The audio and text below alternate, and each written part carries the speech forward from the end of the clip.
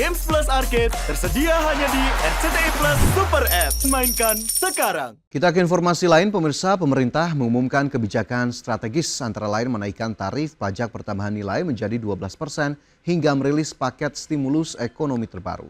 Guna menjaga dan melindungi daya beli masyarakat, pemerintah memberikan beragam insentif. Nah, insentif PPN ini kita berikan sebagai berikut dengan nilainya.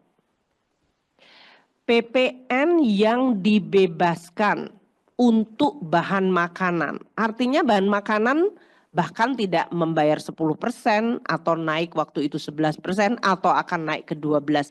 Mereka PPN-nya 0% dan itu nilai PPN-nya adalah 77,1 triliun, itu pemerintah yang menanggung.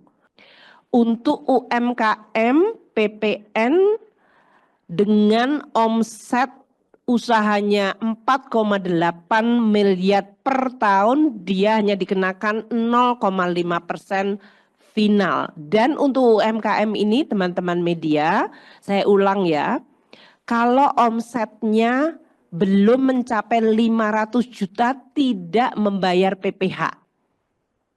Jadi dia tidak bayar PPh, dia tidak bayar PPN.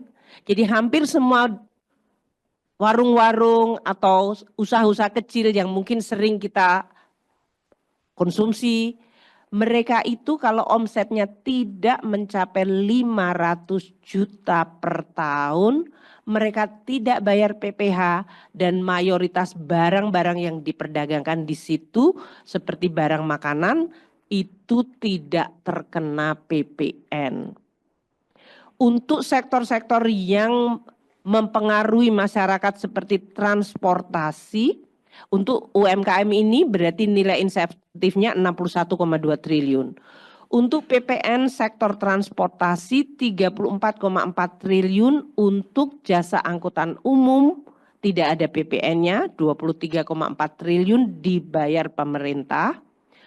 Jasa pendidikan dan jasa kesehatan selama ini tidak membayar PPN. 26 triliun pendidikan dan kesehatan 4,3 triliun. Mau yang biaya sekolahnya 0 rupiah sampai yang biaya sekolahnya ratusan juta, ini selama ini tidak terkena PPN. Ini yang menimbulkan banyak suara mengenai azas keadilan.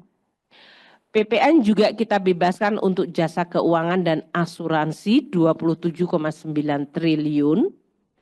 Dan untuk otomotif ini selain membantu dari sisi permintaan masyarakat maupun industrinya, kita memberikan insentif di sektor otomotif ini nilainya 11,4 triliun dan PPN DTP di sektor properti mencapai 2,1 triliun.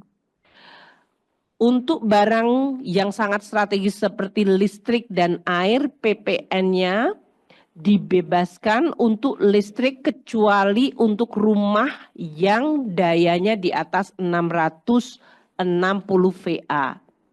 Sedangkan air bersih juga tidak membayar PPN, 2 triliun rupiah.